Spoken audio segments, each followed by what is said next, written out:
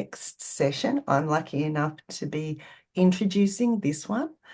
Our session is looking now at sexual violence and the inspiring collaborative work being done between SASVic and the University of Melbourne. SASVic, of course, is also a partner in the Family Violence, Sexual Violence Knowledge Hub. And so we thought this was really appropriate for them to be in the first session of the day.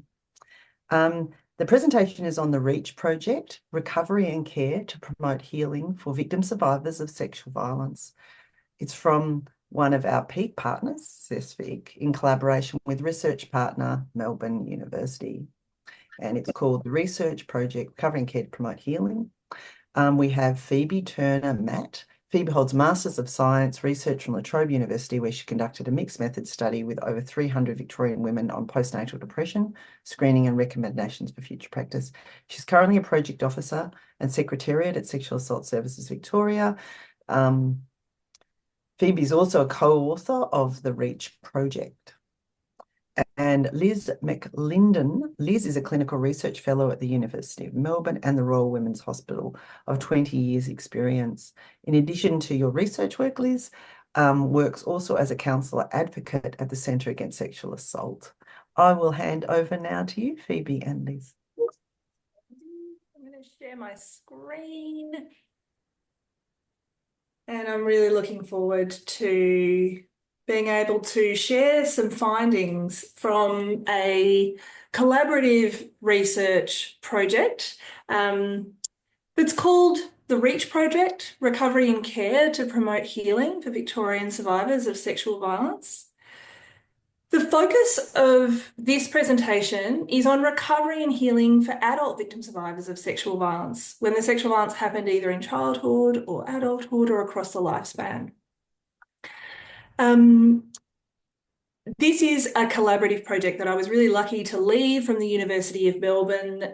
This is a project between us, SASVic, as you heard, and Women with Disabilities Victoria, and this was funded by Family Safety Victoria. This is about a 2-year project that we launched earlier on in the year. I want to acknowledge that wherever you're joining this symposium from this morning, that we're all on unceded, stolen lands. For Phoebe and I, that's the lands of the Wurundjeri people of the Kulin Nation, and we pay our respects to elders past, present and emerging. And we also want to acknowledge the victim survivors of sexual violence and other forms of gender-based violence in the room. We hope this presentation is sensitive to your experience and acknowledge the victim survivors who participated in this research. So the aim of our project was to understand effective therapeutic approaches that promote recovery and healing for the diverse range of adult survivors of sexual violence, regardless of when that sexual violence occurred in their lives. And the research questions that we sought to ask and that we hope to provide answers to this morning were: what does recovery mean for a diverse range of adult survivors? What is the evidence base for effective approaches for supporting recovery? What are the enablers, opportunities and barriers to delivering effective responses here in Victoria? But I think this has a huge amount of utility regardless of where you are in our country. And finally, what guidelines and tools are needed to support service providers? And we've developed guidelines and tools and we'll launch them at the end. So to answer these research questions, we had a 3-pronged methodological approach. So we conducted a synthesis of the international literature on effective recovery and healing responses. We conducted focus groups and interviews with 27 practitioners and key informants who work with victim survivors of sexual violence. And we conducted in-depth interviews with 25 survivors of sexual violence. The majority of those victim survivors were women, and the majority were people who identified as having a disability or a long-term illness. And this was by design, because we know that people with disability are overrepresented as victim survivors of sexual violence, but underrepresented as service users in our specialist sexual assault service system, as well as within the research about what helps recovery and healing. To unpack what recovery means, we really need to understand first the impacts of sexual violence. And I think Kate Fitzgibbon did a really wonderful job of setting, of talking about this. So we know, because victim survivors have told us over decades, and we've got a lot of research in this space, sexual violence is a unique kind of harm, a unique trauma with personal, relational, and social impacts. It can have long-term social and material consequences. Yet sexual violence and what it takes to recover is not well understood in our community. I'm going to hand over to Phoebe now. Thanks, Liz. So looking now to our findings in terms of what recovery means, participants described it as a process that involved personal, relational, and social repair. This wide definition was reflected by the title on this slide, where one person described recovery as reclaiming power over my story, my body, and myself. This highlights the multiple dimensions of recovery. Participants told us recovery is an ongoing process of growth and change and learning to live with the impacts. And a really strong message in our findings was that survivors should not be the only ones responsible for recovery. The perpetrator and the wider community have a critical role in addressing the harm. As the quote from one survivor says, "Everyone wants to heal, but to do that, the responsibility for healing should not just be placed on women or survivors, it's on the service system and educating men as well." So in terms of what recovery involves, a key part of recovery, according to participants, is gaining a sense of personal stability and security. Survivors need to feel safe before they can focus on recovery. The participants and key informants we spoke to highlighted that some survivors might face major barriers to recovery because of a lack of safety, particularly those who are in psychiatric inpatient services and hospitals where there are still mixed gendered wards, and those who are in disability care settings and group homes. The lack of safety in those settings can prevent survivors from even beginning a process of recovery. A major focus of recovery for survivor participants was finding a sense of stability, ways to feel calmer and more in control in daily life. The person quoted on screen described this as being about reaching a point where I feel safe, not only around other people, but also safe within myself, in my body and mind. Managing symptoms of psychological and physical trauma was a priority, including dealing with anxiety and intrusive memories, so they're able to work, study, sleep, and generally manage in their day-to-day lives. Whilst gaining personal safety and stability was crucial to recovery and a priority for survivors, it wasn't the only thing they needed. Participants suggested recovery involves relational and social repair. It includes having the community recognise the harm and injustice of sexual violence. It includes seeking accountability, acknowledgement, and redress by the perpetrator and others who contributed to the harm. And it involves rebuilding connections with others and restoring the survivor's sense of trust and belonging in the community. It also includes having a voice and a sense of purpose in contributing to social change to end sexual violence. The quote on screen summarises how undermining it is when the society around you does not recognise or repair the harm and does not take much responsibility for supporting recovery. This person, who migrated and experienced sexual assault in Australia, said, "Recovery takes a lot longer when you don't have the things people take for granted, like family support or cultural safety. You meet a society that's so detached and there's no understanding of why things are so difficult for you. They just think it's a you problem." So I'll now pass back to Liz, who will talk about effective individual therapeutic interventions. Thanks, Phoebe. A core aspect of this research was understanding, as we said earlier, what therapeutic approaches are most effective for helping recovery and healing after sexual violence and who they're most effective for. Survivor participants, practitioner participants, and a systematic review of the literature helped us answer this question, and I'm going to provide that answer or go some way to offering an answer now. But in short, I'm going to give away the ending. It's really, survivors told us and the literature told us, it's about working with survivors to help them make meaning from their experience and taking a phased approach in the work. So survivors told us that having others recognise the harm and injustice helps them to understand their experience, and it shifts self-blame and shame.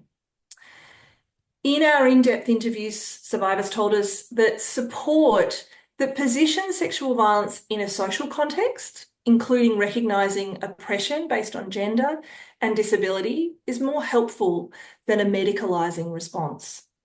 Survivors spoke of the importance of a holistic and integrated response where services work together to address impacts. And they said that since recovery is often feels like a process without a clear end, having access to only a set number of free or low-cost support sessions can curtail recovery and send a message that victim survivors have failed if they don't feel better within the time frame of available support. Now I'm going to present what the international evidence base tells us. So we went to the literature with this question: what is the effectiveness of approaches to support healing for sexual violence for adult survivors? And what we found was that there are 25 systematic reviews that encompass nearly 600 individual studies about this question. Now, I just want to briefly spend a moment talking about the way that therapeutic approaches are defined. So broadly, most therapeutic modalities and interventions can be classified as either what we call present-focused interventions or trauma-focused interventions. Present-focused psychosocial interventions, might be called supportive counselling, are approaches that are really centred on improving a survivor's day-to-day experience and the things they're finding hard now. So this might include establishing safety, strengthening skills and strategies to manage trauma impacts, and building positive connections to others, psychoeducation, goal setting, advocacy, things like that. Trauma-focused interventions may overlap or really mirror present-focused interventions in much of their content, but a core feature of trauma-focused intervention, so these are things like EMDR or cognitive processing therapy, there's lots of them. The key difference for trauma-focused interventions is that they involve guided remembering of the traumatic experience. And in brief, the theoretical basis for that is the idea that intrusive memories and that ongoing feeling of threat that many survivors feel after trauma suggests that their trauma narrative has been maladaptively or incompletely encoded in the memory.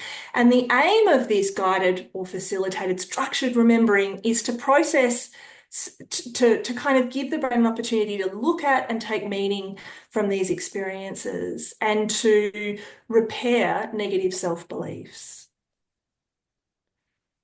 So across those 25 systematic reviews, we can see that there's a pattern of effective work that emerges, and we can divide that into 3 phases.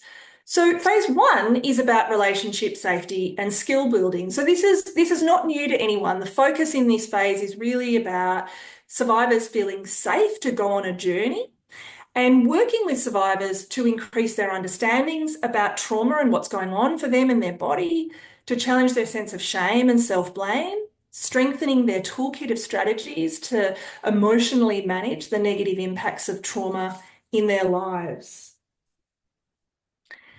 Phase 2 of 3, we're calling remembering and processing.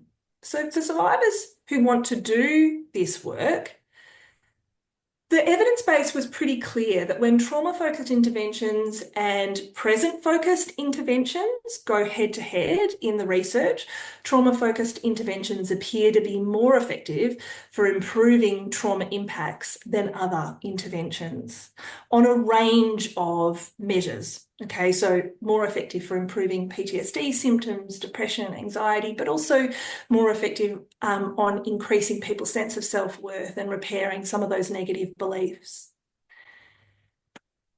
But this work is challenging. So supporting survivors to safely process trauma memories and grieve the harm of their experience, while it can promote more adaptive and integrated understandings about sexual violence, it can be challenging. So explaining what it involves, working to ensure that there are people within our free specialist service sectors and other places that are skilled to be able to do this work, and also giving survivors complete choice and freedom over participating in this work is really important.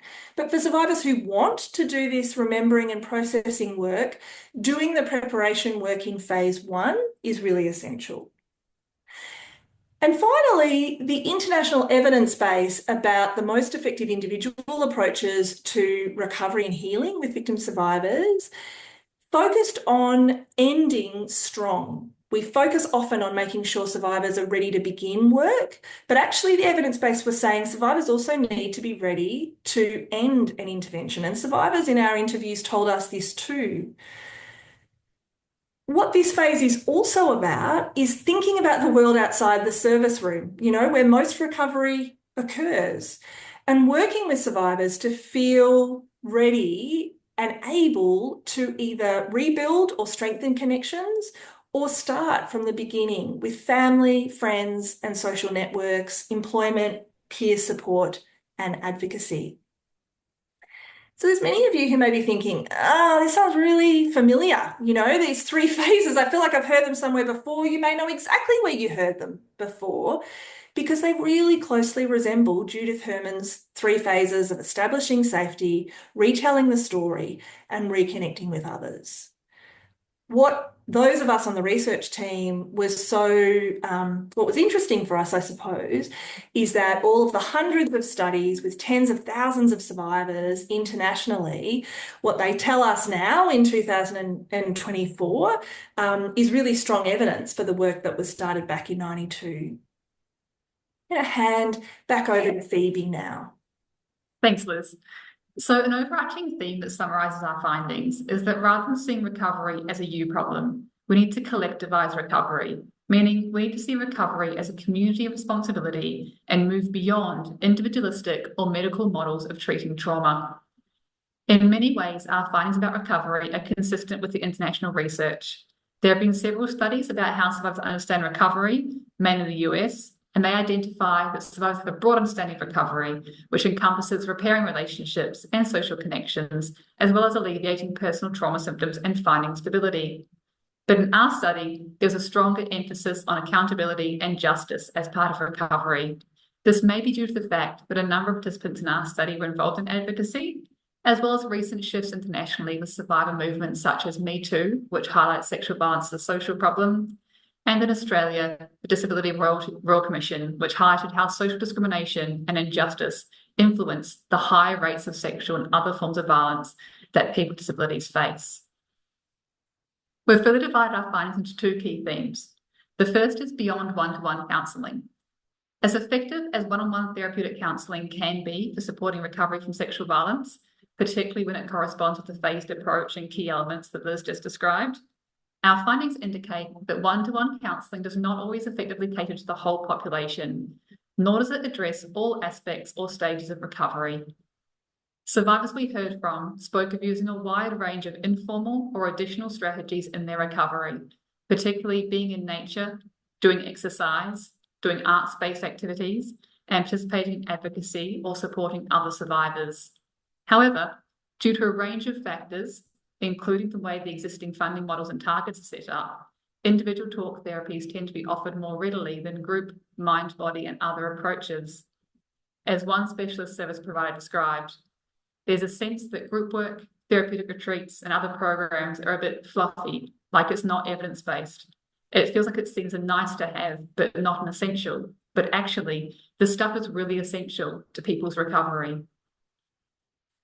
So looking now at non-traditional therapies, REACH findings indicate that for some survivors, talk therapies may be inaccessible, uncomfortable, or ineffective in addressing the impacts of experiencing sexual violence. Mind-body interventions such as yoga, mindfulness, or dance therapy, creative arts therapies, and nature-based therapies can also reduce psychological and physical trauma symptoms and increase survivors' sense of safety and control. As one survivor described, yoga and really focusing my physicality helped me link together a bunch of different things. It just gave me a different connection to myself.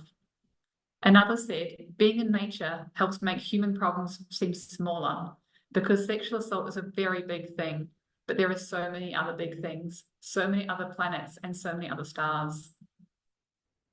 Along with mind, body, and creative art therapies, our studies found that group interventions can complement one-on-one counselling and support ongoing recovery and healing. Recovery groups can be effective at addressing sexual violence as a social harm. Survivors spoke to us about the importance of finding connection and belonging. Sexual violence can shatter a survivor's trust in others and the wider community. Rebuilding relationships, including through connections and a sense of community with others, facilitates recovery. Existing studies show that group work can work well throughout recovery, but is best preceded by between 1 and 4 sessions of one-to-one counselling. Survivors told us that groups were valuable to them across all stages of recovery, especially to help reconnect or build new communities after finished one-on-one therapy. Several survivors and specialist practitioners highlighted that groups don't always need to be overtly therapeutic. Opportunities for survivors to come together in other ways are highly effective to enhance belonging, community connection, and a sense of solidarity through shared experience. These opportunities can be as simple as spaces to engage in art or music, knowing that people around you understand what you have been through.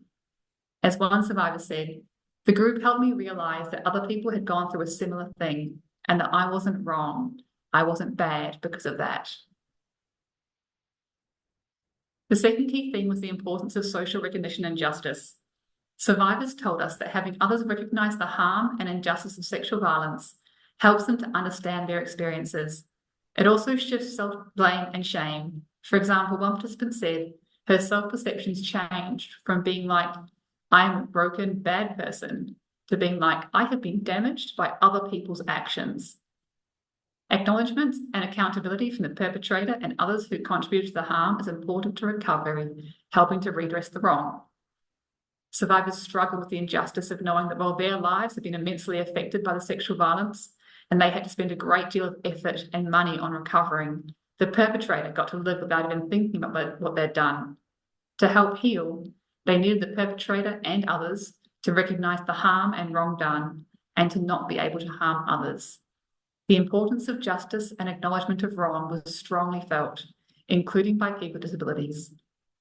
Wider social recognition of the harm done and a commitment to change was also crucial to recovery, and survivors wanted the opportunity to have a voice in social change. Survivors highlighted to us that sexual violence takes away the autonomy and their voice. A lack of recognition from their community then compounds the harm. For many survivors, opportunities to contribute to social change are powerful and aid their recovery. We heard that having a voice, purpose, and options to be involved in advocacy is an important part of recovery. As one survivor said, advocacy helps me actually stay alive and have a purpose. So I feel like I'm living a life of meaning, knowing there's a lot of things that I can contribute towards, as damaged and as traumatised as I may be. So that concludes a very quick discussion of the REACH project findings about strengthening recovery after sexual violence. This QR code links to our project webpage where you can find our full report along with a short accessible video summary of our findings, KT report and some practitioner guidelines. So thank you for your time today, and we're now happy to take any questions you might have. Thank you so much, Phoebe and Liz. Really fascinating, and so many resonances with Kate's reflections as well. We could hear these echoing through the sessions this morning. We have run very short of time, but was wondering whether you would want to reflect briefly on, very powerful findings.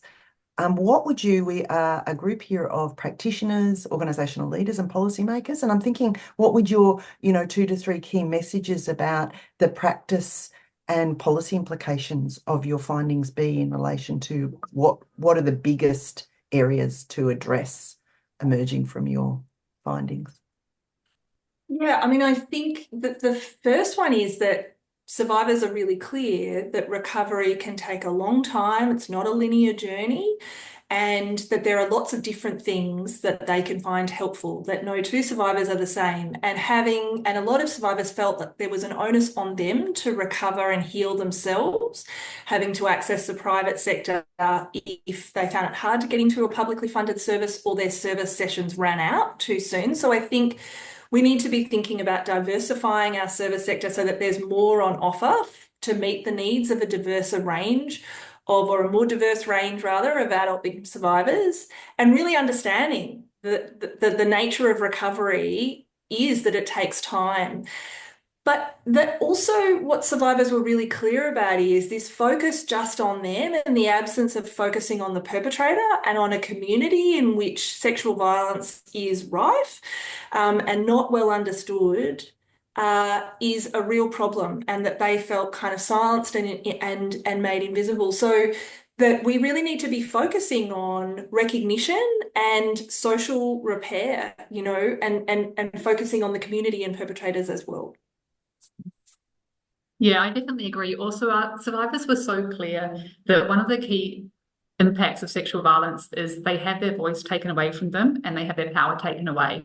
So when they're engaging in recovery, they need to be able to have some sort of choice and power given back to them about how they choose to engage in recovery. And unfortunately, the way our services are currently funded, it's a very linear model. There's really not much choice for the survivors at all. So I think that's an area where we can have a lot of impact and change. Yeah, really powerful and so much there to unpack. I'd love to hear more about it, and we might be reaching out to you. I'll have to wind this up now, so thank you very much. Really fascinating. And now I'm going to hand over to Deb to launch the Family Violence, Sexual Violence Knowledge Hub. Over to you, Deb. Thank you, Mandy. And thank you to colleagues who have just presented beautiful material this morning. Really difficult things to talk about, but the way that you presented the material actually is empowering for those that are on the call, but I'm sure for the individuals involved. So thank you so much. So now the moment we've all been waiting for. We're very proud to be launching the Family Violence and Sexual Violence Knowledge Hub. People know how passionately I feel about this particular piece of work. This project is an incredible opportunity which has enabled us to expand the existing open portal.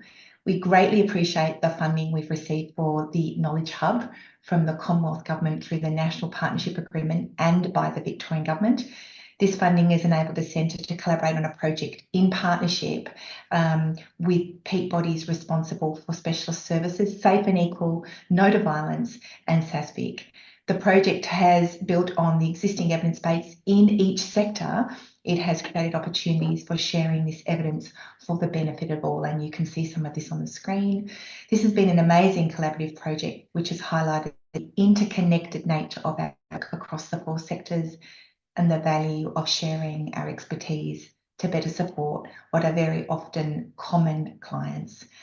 Today's session represents the value of such collaboration being developed through our peak partnerships. This morning's session provides an opportunity for those in our joint sectors to come together to hear the latest research and practice evidence and expertise. By golly, in Victoria, are we not nation leading in terms of expertise across these 4 sectors? The Family Violence and Sexual Violence Knowledge Hub is a key resource generated by the 4Peak project. It bridges the gap between academic research and the daily work of practitioners working in child and family services, family violence and sexual violence organisations. Each of the 4 peaks has contributed key resources to the hub, which includes case studies, research, webinars and training that reflect the latest insights and best practices. It's a fantastic one-stop shop for practitioners, policymakers, funders and governments to share and access current high-quality data as well as research and practice evidence to inform decision-making, practice and policy in relation to family violence and sexual violence. And I just want to say it's a privilege to work across 4 amazing peak bodies. I know there's a lot of people that have sat behind this who've done a lot of this work. Just shows you how much information there is out there when you start to pull it together in this way. And I also want to say it's this sector-led work, which I always get really excited about. So that's enough from me. It's my great pleasure to welcome Minister Vicki Ward, who has been the Minister for Prevention of Family Violence since October 2023, to formally launch this work. Welcome, Minister. Thank you. Thanks, Deb. And I I love the excitement in your voice. Yeah, and it is really wonderful work. Firstly, I would like to acknowledge the Wurundjeri people on whose land I am sitting today. I recognise their 60,000 years on these unceded lands and the work that they have done to continue to build community over those millennia. I also acknowledge, of course, the incredible workforce that we have here and the work that you do, and this really great collection of work that you are launching today. I also acknowledge those in our room who have lived experience of family violence and the strength that they show in continuing to put a step in front of each other every day. Congratulations on this work. I'm a mega nerd and I can't tell you how excited this stuff makes me to have this collection together that the sector can access, that you can continue that really strong collaborative work that you have building on. I've just come out of a session on Marram. It's Marramas Week, so happy Marramas to everyone. This multi-pronged approach that we've got to collaboration, to building our knowledge base, to building the understanding that we've got, that does talk to power. It talks to the power that knowledge can bring, that the more we know, the more we understand, the more powerful our response is, the more powerful our work is. So the fact that you have all collaborated on this, that the Centre for Excellence in Child and Family Welfare, Sexual Assault Services Victoria, Safe and Equal and No to Violence, have worked so well together to create this portal, which will really transform the ways many of you work. Your access to information, your access to be able to learn from each other is just fantastic. I know that when I go out to Orange Doors and I'm talking to the teams there, they speak so highly of that ability to learn from each other, to hear from what each other is doing, to overhear conversations, to bounce ideas off each other, but even to share an experience with each other where you just need to have that moment to just regroup and have a bit of a chat. It's really important. So to be able to have this portal where you can do all of those things and more is just fantastic. And I'm really grateful that you've persevered with this and that you've really pulled it together and made something that is going to be important, but also looks pretty cool. And I'm very hopeful that I will be able to have a bit of a sticky beak and be able to nerd out and have a look at the things that you've got there too. So look, you all know that earlier in May this year, we launched the Strengthening Women's Safety package, and we know that the experience of family violence on children can be devastating and it can have lifelong effects. Children carry this with them forever. They learn to live with it. They learn to work through, but it gets carried.